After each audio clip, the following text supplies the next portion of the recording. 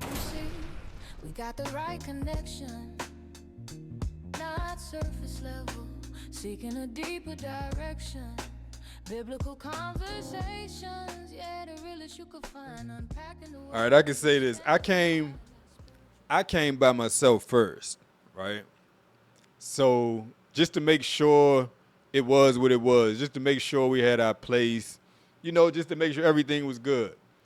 So I got off the plane to a chaotic airport. It was Ramadan. Oh. I had no idea what happens during Ramadan here in Egypt, man. In Cairo especially, I had no idea.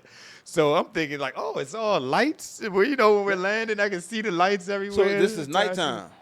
It was just about to be morning, so it's like I could still right see. before they break their fast, or they start their fast? Because Ramadan they fast in the daytime, they break their fast from sundown to sunup. So Yeah, so this is them right so at the end I'm of the, flying. Yeah, as we're landing, it's still nighttime, about to be morning. Okay. So I can see all the lights on. I'm like, wow, this city is lit, like literally lit, Right. right?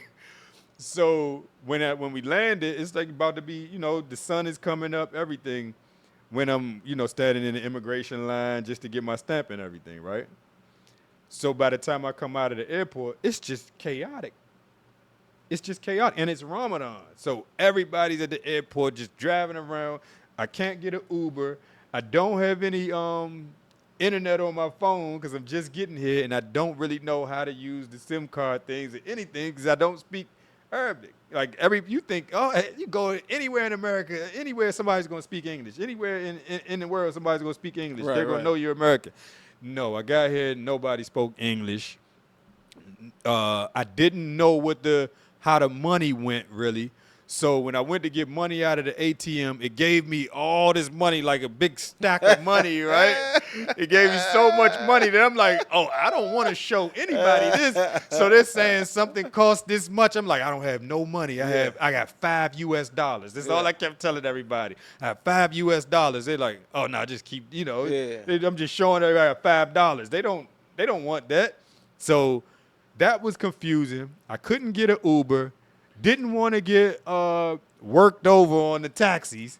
Didn't want them to tell me, it's just this. Yeah.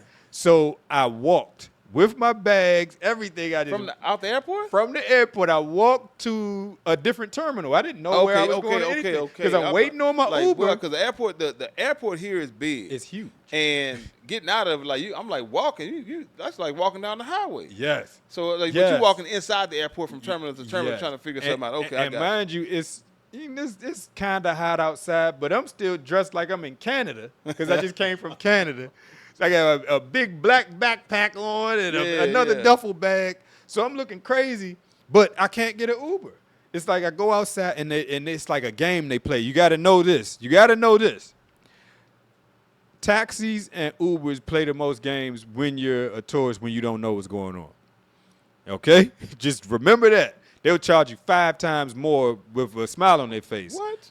You understand? Now, listen, let me The tell you taxis something. Let me tell you and the something. Ubers here. Because see, now, like I said, you're in my wheelhouse. I can vouch for everything you're saying. I was here before Uber. Yeah. They didn't have Uber when I got here. So all we had was the taxis. And, I can tell you some stories. Yeah. Like, listen, one thing about my experience was you're going to develop some patience. You're going to learn patience because they going to go there. They're going to go there. They're going to test your patience. And God knows he has blessed me with patience since I've been here because, boy, that first year, my cup runneth over. Yes. Then when I tell you, my cup runneth over. So when you talk about but let me ask you this, going back. So being in Colombia is where you learned about the taxi game and just not being taken advantage of as a foreigner, as a tourist? Like what prepared you, what made you say, well, I got to be careful. I got to make sure I don't let these people get over on me with this taxi game. How did you know about that already? Now that you speak about that, look, Colombia was a perfect launch pad. Training ground. It was perfect training ground because they're really persistent. They're hustlers. They out there trying to sell you this same bracelet right here. I buy it from a guy I know, Kevin. Yeah. Right? mi amigo, Kevin, right? Shout out to Kevin. Yeah. And Cartagena. Anybody with bracelets in Cartagena got to know Kevin.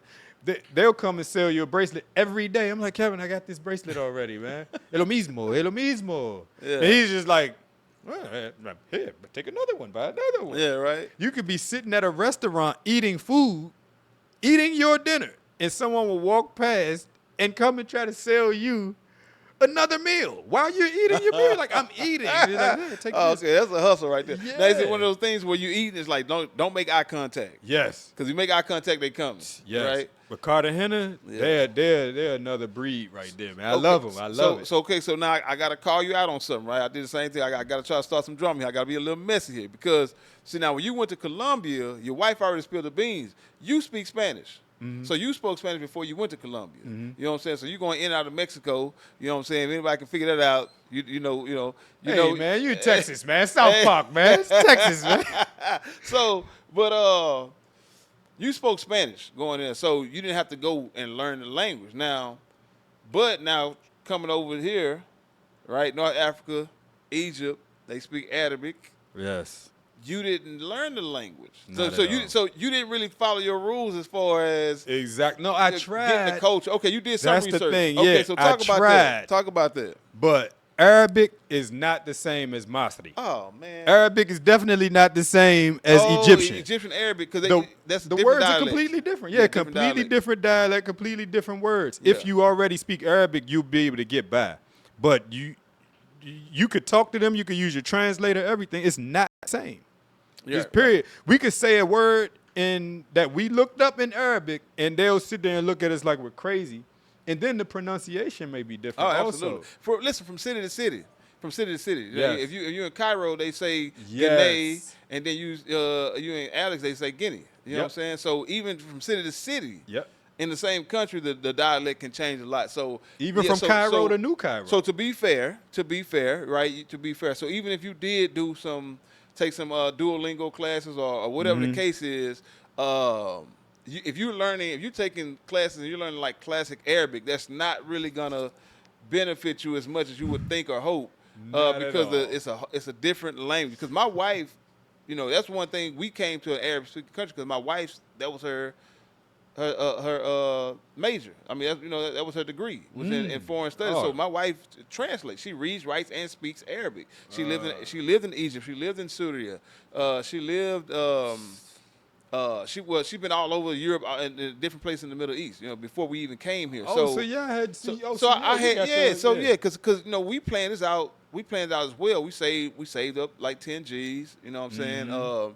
And then we came over. Didn't plan on being here this long, but we were not totally unprepared. We knew people here. You know what I'm saying? We had some people that was here. My wife had been here. She knew people from her professors and stuff like that. So we knew some people. We had some contacts. So we didn't come over here just kind of blindly, Yeah. right? And I met people that actually came to visit before they came. And then I meet people like y'all. It's a lot of expats. That's one thing I want people to be aware of. It's expatriates, people, people who used to be Americans that are now living outside the country, living abroad, Bruh. right? So there's a lot of expats. There's a lot of people that look like us over here, because you have a lot of people that practice Islam that want to go to a Muslim country to practice their religion. So you got a lot of Americans that practice Islam, brothers and sisters, melanated people that come over here to practice Islam. So it's a large community. We got a mutual friend that we met that came over here particularly for that reason.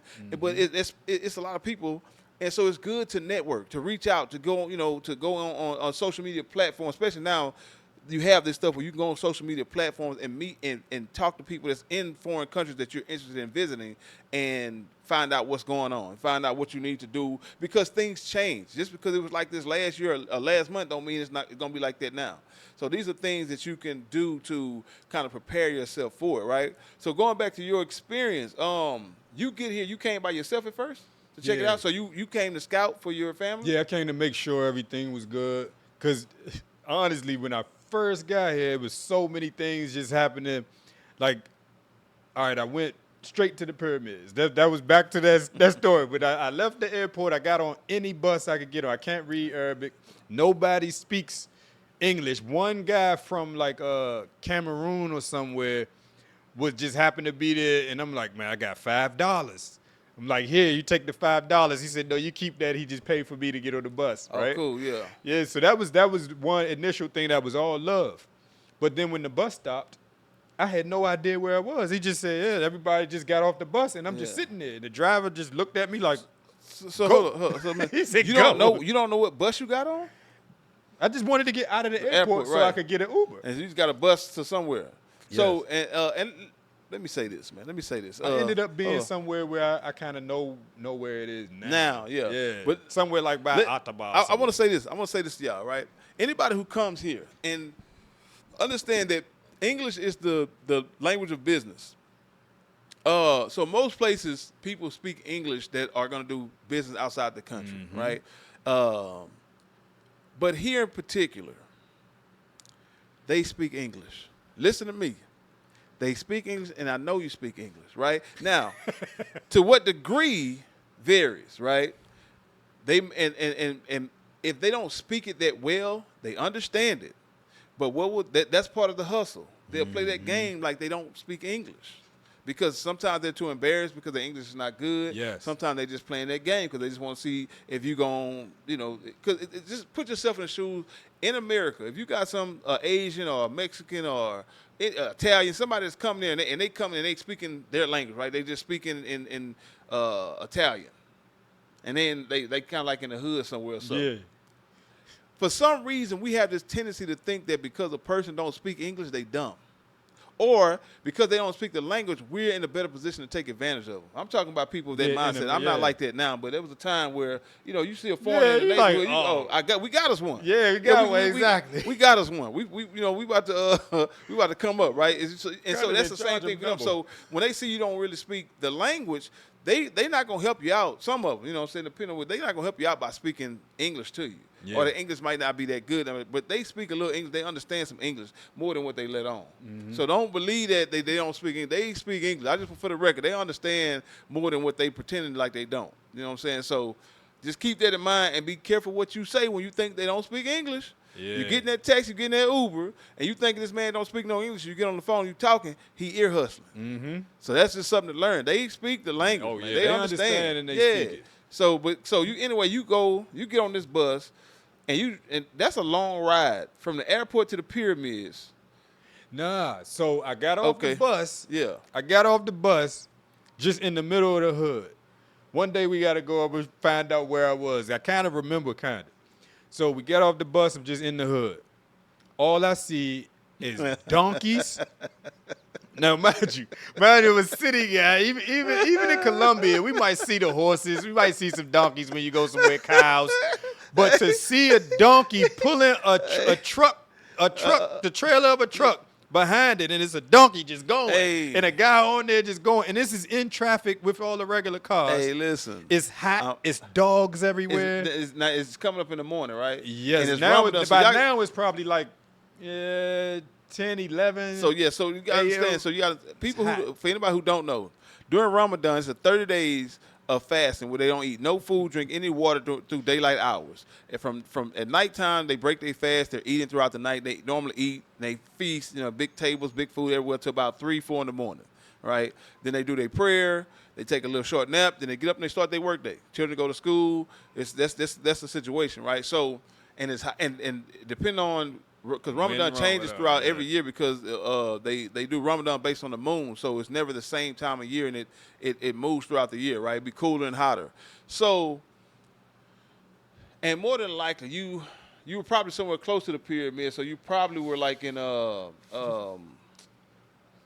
because you say the hood, I'm thinking about Faisal area, and that's like down by Giza. No, it wasn't Faisal. It was like kind of close to still the Cairo airport, but more like what's the name? Cuba.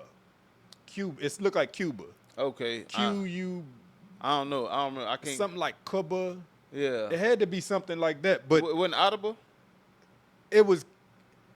All right, not Heliopolis, but the way like when you can go through there and go downtown, it was like one of those. So real local areas. One of the original places of Cairo before it expanded, where it's heavily populated. Yes. But when you talk about the donkey pulling the carriage thing, because I laughed so hard because I remember when I had a language center, right? I had my own company here, and I had a business partner. We were looking at expanding or actually changing location to more of a downtown area, not downtown, but like like you were saying, like Heliopolis somewhere Yeah, like that, yeah. right?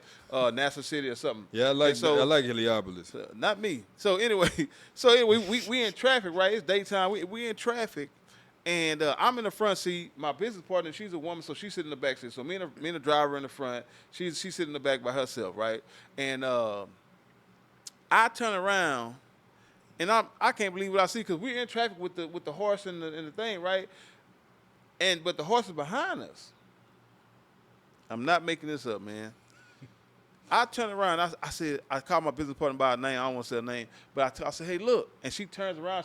She screams because when she turned around, it's a horse licking the back of the windshield. You know what I'm saying? Licking the windshield on the back of the car. Welcome to Egypt, my baby. This man then walked this horse with a horse chest is on the trunk of the car and the horse licking the wind. I said, why this man got this horse this close to this car? This don't make no sense. Yes. But this kind of stuff, like we talking. This is just cultural things, right? So we talking about, and you know this. You on a 3-lane street, but there's 5 lanes of cars on a 3-lane street. Yes, for sure. And when I'm saying you so close to the car, you can literally reach out and take the cigarette out this dude's mouth and throw it on the ground while you in traffic. Yes, yes. Tell her. Yes. So, yeah. This is why I think the traffic isn't so bad because they just use there's no rules. It's no. Look, that's the ironic thing. When I got off the bus, when I got off the bus, right? When I got off the bus, I go and I see a little cafe. And mind you, I don't know how much I'm supposed to pay for anything, but I see that they have Wi-Fi. Now, mind you, this is few and far between here. I had already walked for about 7 blocks, maybe. Yeah. Where you know how each block is. All you see is dogs, donkeys, and a whole lot of people. You in the hood. I don't know exactly where you Definitely in the hood. I'm in the hood where when you turn down the street, it looks like you're going down. Every street looks like an alley. Yeah. You in the hood. But it's awnings everywhere and real tall buildings. Yeah, so, You like in NASA City somewhere like that, yeah. You in there. So now that I know I was somewhere like that. But anyway, I finally get Wi-Fi, and I think I paid them like £5 or £15, which is 25 cents, something like that, for the Wi-Fi. And the guy just looking at me like he's analyzing how much he's going to tell me it costs. But right. mind He's you, trying to see if you know, yeah. Even if he said £100, it's nothing to us. Like, it's nothing. Literally, that's one thing we got to remember. That's stuff like that is really nothing to us. Well, but I'm going to say this, though.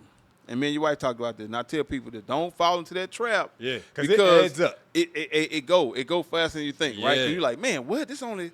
This only $3. That's $7. Yeah. But then that nickel and dime.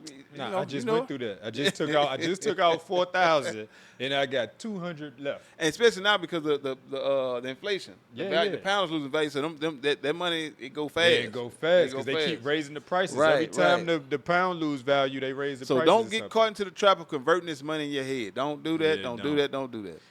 But that was when we came. It was 30. It went to 46. She booked the flight.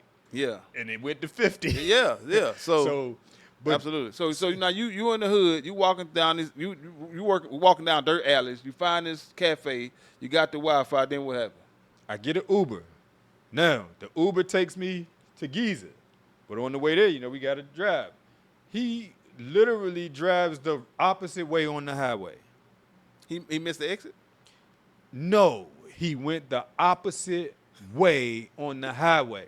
Now, mind you, all I see is there's 5 lanes coming this way, and we're going this way, and I'm like, hey, let me out. Hey, stop the car. What are you doing? And I'm like, and he's like, welcome to Egypt, Habibi. Hey, listen. Don't worry. This is how we drive. Hey, and both hands off the steering wheel while he talking to you. I know it. I know it. Hey, bro, and I'm stuck. I'm like, and he's just driving. He goes and he drives the wrong way on the highway, and then he makes a U-turn in the middle of the highway and goes down another part and says, this is where you can take video of the pyramids. Yeah. And I'm like, bro, I don't want to take nothing. I want to get out this car. I want to get out.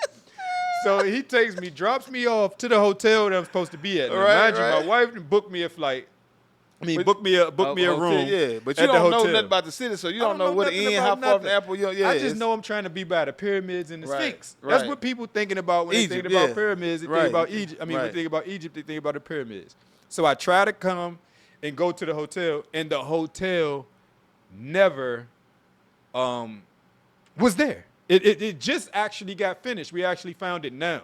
So they had already changed the name of the hotel. They had it wasn't even open yet. You serious, man? So yeah, and it was only $20. But still, they allow and this is They allow see, you this to is the thing, book it, because and see you can't as even an, find the place. as an American, you would say, man, they can't do that like that. Like you because in America you got recourses. Somebody scam you like that, Yeah. and you can go to they can trace it and they get your money back and all that stuff. Nah, like hey, listen, man, law don't get enforced in foreign countries like they do in America. So these are things you got to understand because hey, them $20 gone. Yeah, I was gone. Yeah, you didn't get that back. I didn't get it back. But I ended up meeting the owner of that hotel later. We went and had You told him what happened? lunch. Not really. Kinda. I told him like I came here. I got Yeah. pictures of here. I was here, Right. right? And nobody would have known it was renovated or whatever. So the guy, and I told him that the guy who was there, I told him his name. He said, "Oh, he just moved to America." He said actually Canada. He said he just moved to Canada. He should be in America now. He's going Right. to Canada. I said the guy that I met here, he's like a Swanee guy, dark skin. Yeah. So he's like, I'm telling him that I know him. He's like, oh yeah, you gotta be real. You said this guy's name Yeah. because he's not even here. He's moving to Canada this week. So I'm like, man, tell him I said what's up. I said, you tell him who it is, like how it is. He's gonna remember. Right. Because he got me another room around the corner, Okay. which mind you, we're talking about in Giza. Yeah. So actually, all right, while I'm standing there waiting on him to give me the room, he said, yeah, stand outside. A guy's going to come and walk with you around the corner because you won't be able to find it by yourself. So I'm like, oh, they trying to bring me a move. I'm like, oh, I got to get somebody. Yeah, right. You understand what I'm saying? So it's like, real quick. So talk about that, like the tip thing, right? Because that's something that's kind of a cultural thing, right? Because in America, you tip people for good services, but outside of America, in Egypt in particular, people don't make a lot of money. Service, even like a lot of doctors have to open a clinic on the side to make decent money. Like people people don't make the same kind of money. So tipping is expected, and in a lot of cases, it's necessary for these people to earn a living. Yeah. So for us, you don't tip people for everything, but for them, that's kind of expected. And sometimes you should tip, and then sometimes it's just kind of one of those entitlement situations. But it's kind of because the people don't make a lot of money, right? In the tourist thing, they make money. Don't get it twisted. You know what I'm saying? Don't pay for nothing you don't want, because that's a whole nother hustle. We can spend an hour talking about that. They just come up to you and take a picture and then tell you that you got to pay for the picture. oh, yeah, guy just tried that. Recently? We was down, we was at the the museum in the city next to the Ritz-Carlton. the new joint. Nah, not at the new one. The new one we always go there to, the Grand Egyptian. Yeah. We was at the other one in next to the Ritz-Carlton. Okay. At Tahrir Square. Yeah. So we walking through Tahrir Square. Yeah, we walking through Tahrir Square. He's just, and we already hip to it now. Right, we already right, know. right. So my wife's like, tell him no. So he's about to walk up and ask us, tell him no. And he actually has some really good pictures. So he tries to tell, but he tries to tell me some exorbitant number, bro. Like he tells me like something per picture, but he took like 40 pictures of us. So he's telling me something like 2,000 and something. Grenade, it's 2,000 something. I'm supposed to give him more, 3,000 something. And I said, man, I'm about to give you 200 pounds. I said, you even going to take this? Yeah. And he already had sent me the pictures because he was so geeking. Yeah. And I told him, I said, I don't even want all the pictures. I Right. might only get 2 of them from you. How much you want for each? They're supposed to be like 25 pounds each for a picture, maybe 20. I'm telling you right now, I ain't doing it. Yeah. I'm not paying no 25 He pounds. tried for a to charge a me digital like- picture too, not even a hard copy. Yeah, it's on the phone. Yeah, not I'm even not- a hard copy. He had already sent me the Man, pictures I- on listen, WhatsApp, right? He them already pictures mine, downloaded them to man. my phone. I ain't asking for them pictures. He took them Yeah, I pictures. told him. Mine. Man, I I ain't gave paying- him. I- I gave him the 200 pounds, and he tried to give it back. Hold I on, said, man, I tried to hold on, pay you. let me fix this. Let me listen. I probably would give him something. But I gave him 200. hey, boy, you better than me. Listen. Hey, Now, listen. 200 Egyptian pounds is $4. For 2 pictures? No, for 40. I don't, man. Digital. Yeah, they was really, 40 really good you didn't pictures. ask I for. can show you. Listen, It was you know, really good pictures. God know my heart, and I'm not trying to take advantage of nobody, right? But you ain't finna take advantage of me either. And man, listen. 40 pictures, you might get $4 because I didn't ask for them pictures. Now if I Yeah, that's what I hired you gave and all him, this, 200 pounds, man, $4. Yeah, man, you That's know what I I'm told saying? him. And I didn't, like you said, I didn't ask for him. I didn't ask him to take these pictures. We're walking Yeah. down the street. Actually, I should be mad. Y'all get mad at everybody for Right. having cameras and doing nothing with the cameras. Y'all actually taking pictures of me. But that's a hustle. And my That's what I'm family. saying. So like that, man, he talking about 200, man, or whatever. Man, listen, man, I don't know.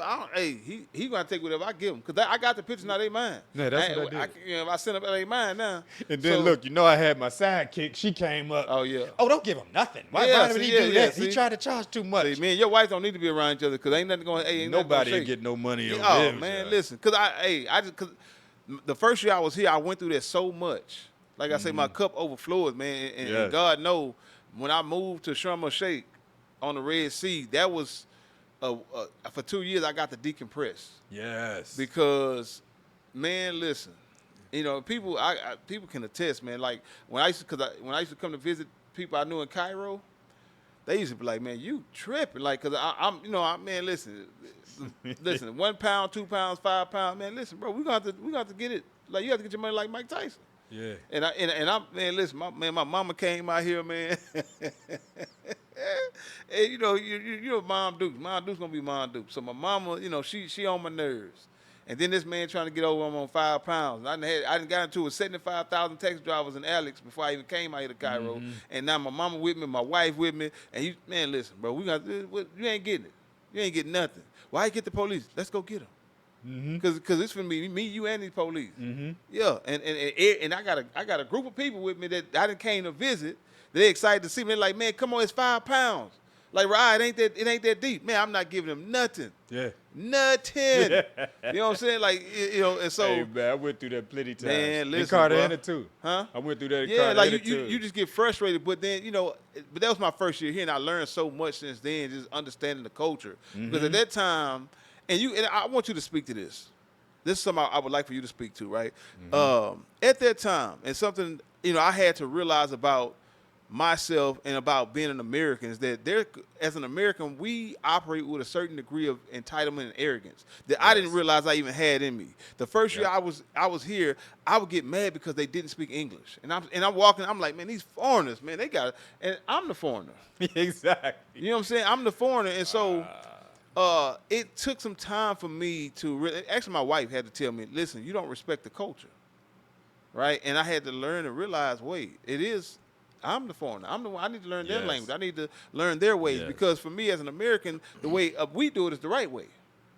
And on top of that, worse, I'm from Texas, so now I really, you know what I'm saying? Like, you got the big attitude. Man, Texas is the best way to do it. You know what I'm saying? So, Yeah. and so now it's like, you know, and I really had to step back and check myself and say, man, wait a minute, like, you know, you're in their house. So can you speak to that for you? I just want to know, like, did you have that moment where you realized, hey, man, you know, I need to respect these people's culture. I need to learn their culture. What was the thing that happened that kind of got you to step back and see that, or did you already have that after being in Colombia and other places like that? So talk about that.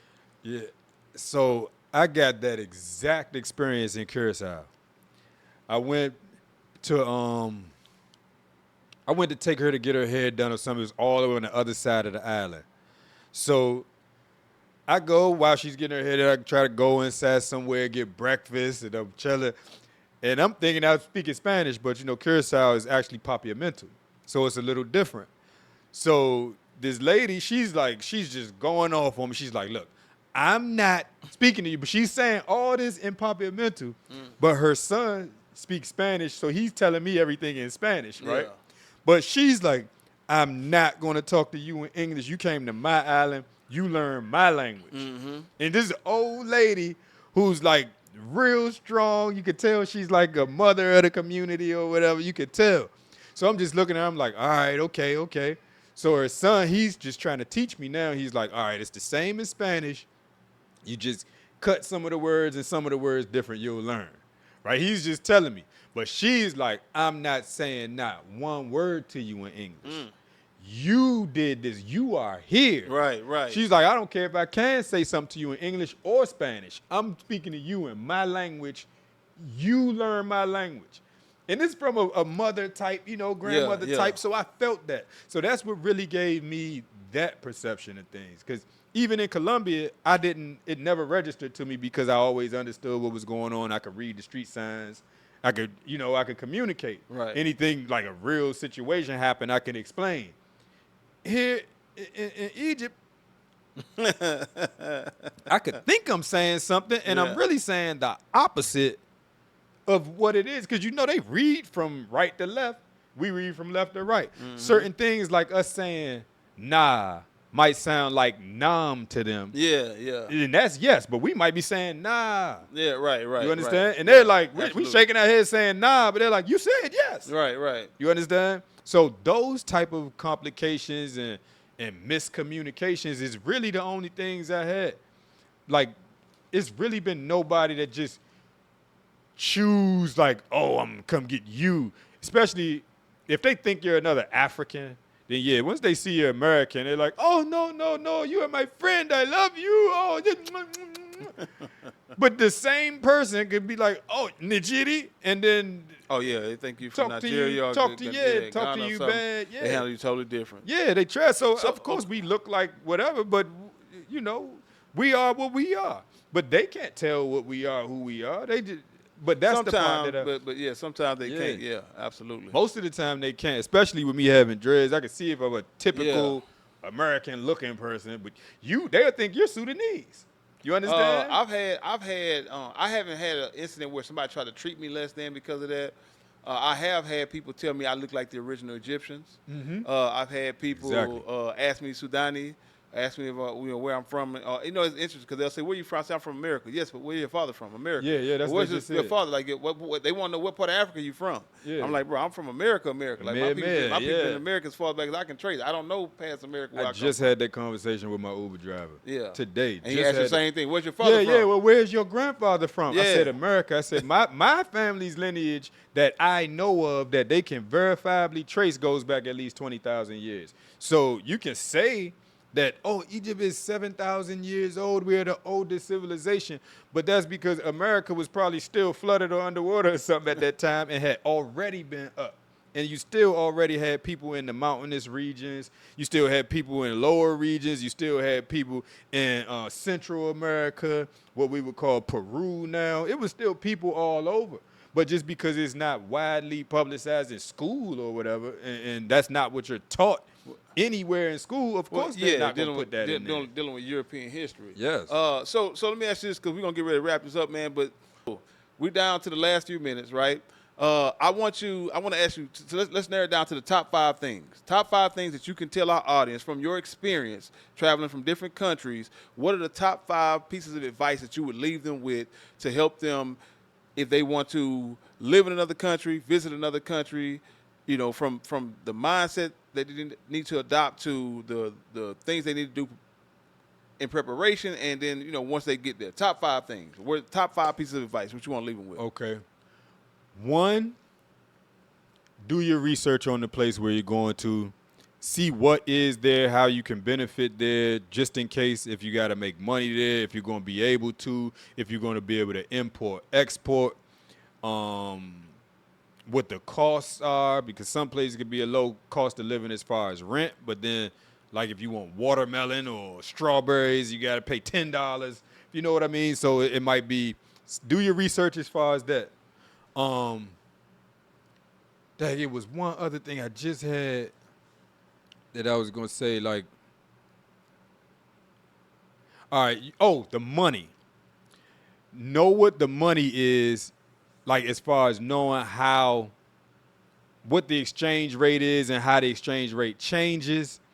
And along with that, have your money situation worked out, like banking apps that make sure that your banking apps that you use work in the country where you are. Mm-hmm. Because when I got here, certain apps just didn't work, and I had to try to transfer money, another account get closed down because they say it's fraud Yeah. because now all of a sudden the And- transactions are coming from Africa. Yeah, so to add to that, that's one thing I know you can do is that you go to the bank or at least get on the phone with them before you leave and let them know, hey, I'm going to be in a foreign Yes. country. I need you to activate my card so it works over there, and let them, Yes. and they'll ask you the dates and stuff like that. But it's Yes. definitely something to help you not get there and your cards don't work. So Exactly. real good advice. Go ahead, Exactly. keep going. And then your phone apps, like just the phones you use on your apps, and make sure you have like whatever you need to take care of in America to make sure your stuff. Pay it up for 3 months, 6 months. Just get it out of the way because you never know what you're going to be doing in these other places. You never know if you're going to be traveling. You never know if you had to get a new phone. Like we were just talking about, I got to go all the way to Doki to go get my other phone fixed. And he's the only person in Cairo that fixes it. Wow. Yeah. So it's like we had to find that.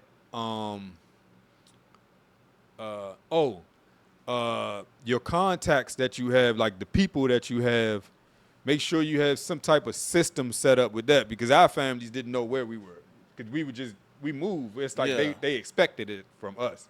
It's like, oh, we don't know where you're going to be at. Right, You right. know.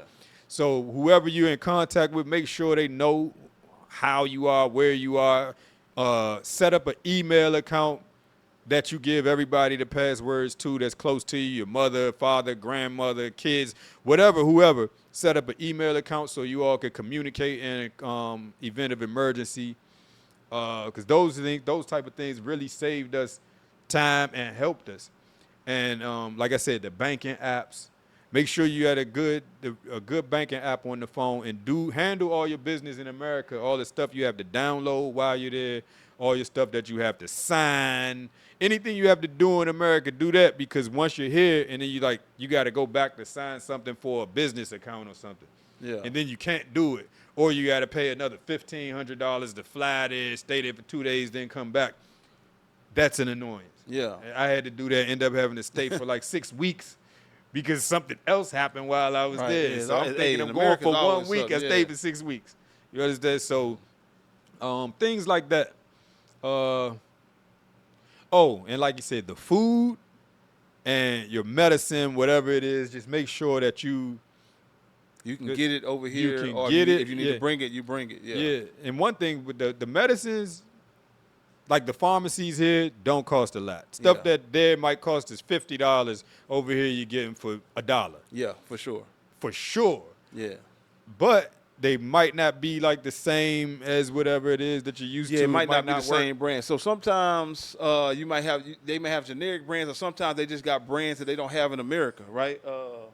Sometimes, that's my daddy. I'll call you back. But sometimes, yeah, they don't have the same brand, but sometimes they have better brands. Yeah. Sometimes they got, Yeah. this is the German, this is better than this, and this is better than that. So Yes. you kind of have to research your medication and see what they have, or at least see what's comparable or comparable to what you take, and they might have a different brand, and then, but you're definitely, I would say medications is something on the list you definitely want to, Yeah. be. Definitely. You want to make sure you have everything that you need to keep you comfortable and functional. That's the main thing. You want to just make sure you got everything to keep you comfortable and functional. And then you'll be able to do something. And you need I don't know what everybody's financial situation is, but if you need to have something set up where as though you can make money online, whether it's trading, whether it's sales, whether it's just work from home position. Some people just still work their government job and live somewhere else. Absolutely. Some people have that. But have something like that set up or some type of backup plan just to make more money. I don't care if you have $10 million. You might not be able to access it. Being somewhere, you never know what happens. Anything can happen. You can't Internet access go down, it. yeah. You want to have somewhere where you can generate something or something on standby, on reserve that you could just put away. But those are mainly the things that I had. That's good advice, man. That's good advice, man. Before we wrap this up, man, first of all, I appreciate you coming through, man. It's been a while to make it, man. I appreciate you, you know what I'm saying, coming bless me with your story testimony. We definitely going to come back and do a part 2. I want to sit down with you and your wife together and talk about y'all experience together because, you know, I kind of wanted to get her perspective as a woman traveling and then your perspective as a family man traveling, and then I want to kind of get y'all story together, right? Yeah. We got plenty of together stories. That's going to be interesting, man. But I didn't touch on anything right now. Just trust me, we got plenty together stories. Yeah, so we're going to definitely go down this road some more, man. But do you have any contact anyway? If anybody want to reach out to you for business ventures or ask questions about traveling and whatnot, is there any way, any contact? Like, do you have any handles, social media, anything you want to leave the people with to reach out? Social media is Nuclear Visions, NEWCLEAR Visions with an S. That's my Instagram, I think. And that's also like my email and website, I think. I have Nuclear Visions. At Gmail? Email is what? My email is nuclearvisions.com. Okay. I believe that the website is nuclearvisions.com. The email is nuclearvisions@gmail.com. We also have We Source Wholesalers. You can look that up. We Source Wholesalers on Instagram. It's a website, and it's Gmail. We Source Wholesalers. That's what we actually do to be able to generate money to be able to travel and continue to do other things. And we all actually, you see, if y'all can see the stuff in the background, we big. Yeah. We had with synchronicity with that us. Was like crazy, this brother. man. That was crazy. So like this one of my shirts, right? So we big, and you'll probably see another thing on the thing. But yeah, so when we met, we were sitting there talking. I was telling you about my movement, the movement we got going. We big, we believe in God. And you tell me, well, man, we got a company called Big. Yeah, Big. My first, the other consulting company, Big Consulting, B.I.G. Right. Big Consulting, and then our other company is We Source Wholesalers. And we always have, like, we big, you know? Right. And he comes in with the name We Big. And we're like, yeah, that was crazy. That was like, man, this is the most synchronicity. I said, man, we're destined to make it happen, man. And his son is named my same name. Yeah. We got the same name and the same kind of phone. Right. And it's just like so you were many saying with our children synchronicities. running around here, you look at the children, you wouldn't be able to know they wasn't you related. can't tell the difference with our kids. Yeah. So I want a Zoom call outside, and I'm like, man, I will show you my kids, but all of them right here, they just all look alike. You can't tell the difference. Like, so it's just so many synchronicities, and he looks exactly like my brother-in-law, my sister's husband. Same demeanor, same everything, same accent, everything. It's like, And he's from Virginia. Okay. So the Virginia and the Texas accents kind of. So everything is like, it's like synchronicities. It's pushing us together. And that's kind of like how we're guided, too. When we talk about this, we get guided just by synchronistic events. We didn't know we were going to come to Egypt now, but we had seen it 9 years ago. Oh, wow. We saw that they were building new capital 9 years ago. Yeah. So that's what kind of like how we flow. We don't really stay so rigid with our plans. We always malleable. We're always switching up the plans. Like, oh, all right, we can't do this. Oh, they canceled that. Or this not there no more. That's what I think made it easy for us the best, because we're not really sticklers for anything. It's interesting because your wife spoke to that. She had a saying. I don't even want to try to say it because I'm going to mess it up. But plans change, decisions don't. Yeah, there you go. You know, I know what you said. Yeah. But I said that's tough. I like that, man. Yeah. Plans change, decisions. I'm telling you right now. I'm about to put that on a T-shirt. Yeah, please do. I'm about to put it on a T-shirt. Yeah, I heard T-shirt alert. Yes. Plans change. A new T-shirt. How it go again? Plans change, decisions don't. Coming soon. Plans change, decisions don't. Yes. T-shirts coming soon, man. I'm probably had that within a week or so. Yeah. So that's gonna be. Matter of fact, you know what? I'm gonna drop it with that podcast. When this podcast come out, I'm gonna drop the shirt at the same time. I'm gonna push it. Let's do it. So do man, that. man, this man, I enjoyed this, man. I know it's getting late, and I really appreciate y'all coming through, man. I really appreciate, and we definitely want to do this again. Let me go ahead and close out right quick. I hear you. You know what I'm saying? Here we go. All right, man. So this has been another episode of the We Big Podcast, a.k.a. the We Believe in God cast, where wisdom is the principal thing. Therefore, get wisdom. But in all thy getting, get understanding. Until next time, peace and blessings. We out. Afraid to speak it, we not afraid to explore. Knocking on the heaven's door, asking for more. This is your space, welcome to the congregation. Tune in and receive the next revelation. It's the bold faith anthem, put your headphones on. We B.I.G is where you belong. From dusk till dawn, hope from and righteous, love is in the air. Get your spiritual growth, let us take you there. We believe in God, that's the sound